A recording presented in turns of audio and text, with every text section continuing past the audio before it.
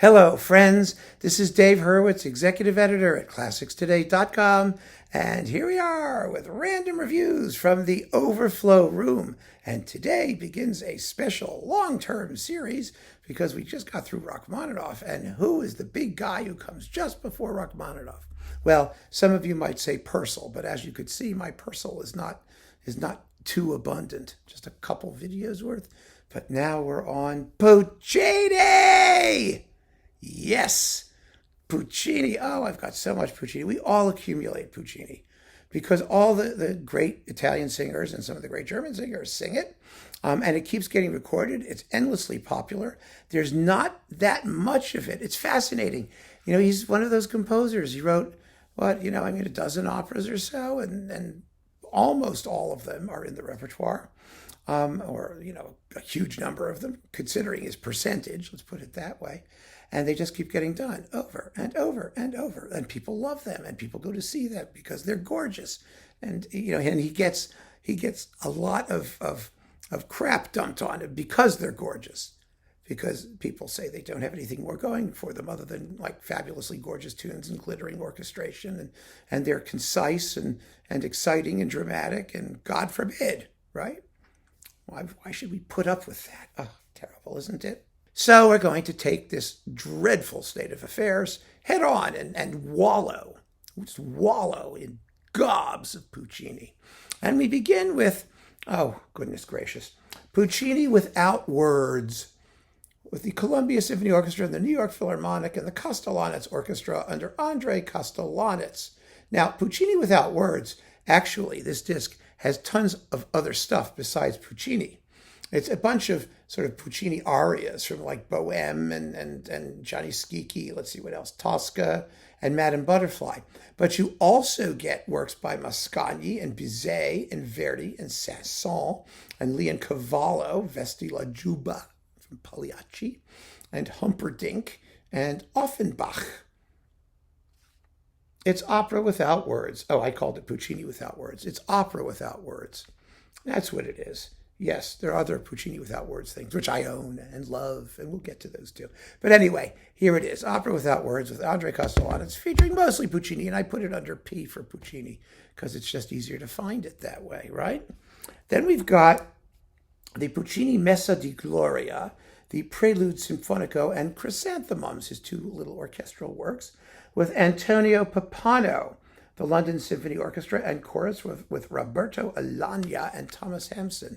Early Puccini, sort of student work by Puccini. And the Messa de Gloria was 1880. Puccini died in 1924. He was born in 1858. So he was 22. He was a kid. This was only sort of discovered and dug out and played fairly recently. It's a wonderful performance. It's, as good as it gets for that. So that's nice to have. Then we've got La Bohème. And this one, this is a classic La Bohème. It's on Opera Doro, which is one of those pirate live opera labels. It was originally produced by the folks at Allegro Music, Allegro Distribution, up in Seattle or Portland or wherever they were. And let's see, file under opera. Yeah, okay. It's the Allegro Corporation. And we have Pavarotti, Freni, Sesto Brusciantini is Marcello, Musetta is Rita Tallarico, and it's the RAI Symphony Orchestra with Thomas Schiffers. Live performance, Rome, July 17th, 1969. And, you get it because, I have a bunch of these things. And the reason I have a bunch of these things, let me make sure I'm not crazy. Well, I think it's still in plastic. Yes, I have another one somewhere. That's what that means. But my good buddy and opera critic at Classics Today, Robert LaVine, was, he's just an unbelievable opera person. And he's one of those opera people who can't get enough. And he listens to live recordings and air checks and pirates and anything he can get his hands on. And he did a lot of notes for this label too. And so he would tell me like what the absolute amazing live performances of operas I needed to have. And this was one of them. So I have it. Do I ever listen to it? Well, no, but I have it. I'll get to it one of these centuries. I have a problem with these pirates and air checks and things. Some of them are in very good sound. Most of them sound like hell. And opera people don't care because they can hear the voices. As long as you can hear the voices, that's what matters. And I just have no patience for that. I want to hear great sound, great singing, as much as possible. And the historical stuff, I understand its value for fans of the voice and whatnot, and I get all that, but it's not for me. It just isn't. So, Madame Butterfly. Ah, Victoria de los Angeles. This is the Santini Angeles Jussi Björling Butterfly, which is in the Victoria de los Angeles box. So we've talked about it, but this is the original release of it. It's a beautiful performance of Butterfly, but not the Butterfly yet. And we've got Turandot, with Birgit Nilsson. Yes, she was an amazing Turandot. Franco Corelli, Renata Scotto as Liu. Oh my God, what a cast. It's enough to make you perspire. With Francesco Molinari Pradelli and the Rome Opera Chorus and Orchestra from 1965, with cuts, I must say, in the ping, pang, and pong scenes, which makes me crazy because I think that's the best part of the opera, but that's okay. And there she is, La Nilsson, in her Ice Princess costume. It looks like she's wearing somebody's living room rug, but that's okay. That's fun. And then we've got this. Oh, this is La Boheme, the ballet. Yes, there is a La Boheme ballet based on music from the opera and assembled in a ballet way by Kevin Hocking with the West Australian Ballet. And this is on ABC Classics, and I love it because you get to hear like all of the opera with no singing. And Puccini's music works really well with no singing because it's gorgeous.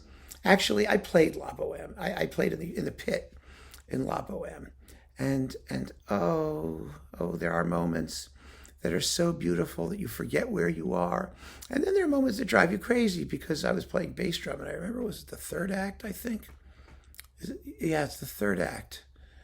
Oh my goodness! When they have that big argument or whatever happens, and then there's the big love tune, yada. Thump on the bass drum, da da da da da da, ba thump. That's like the whole bass drum part for the whole act, and you like sit there like this and you read a magazine. Anyway, the ballet is really fun.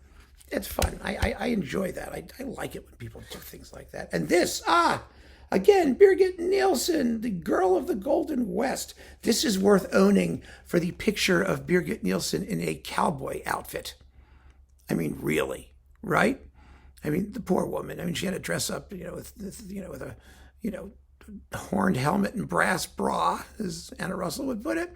And here she is as Minnie. Minnie was actually a good role for her. It really was. And this is with the La Scala with Lovra von Maticic. Jack Rance is Andrea Mongeli. Dick Johnson is Zhao Jibin. Not a lot of people you heard of here, frankly. Birgit Nilsson's the one. I mean, Jake Wallace is Nicola Zaccaria. Okay, he's popped up later, but still, I mean, this was one of signature role for her actually.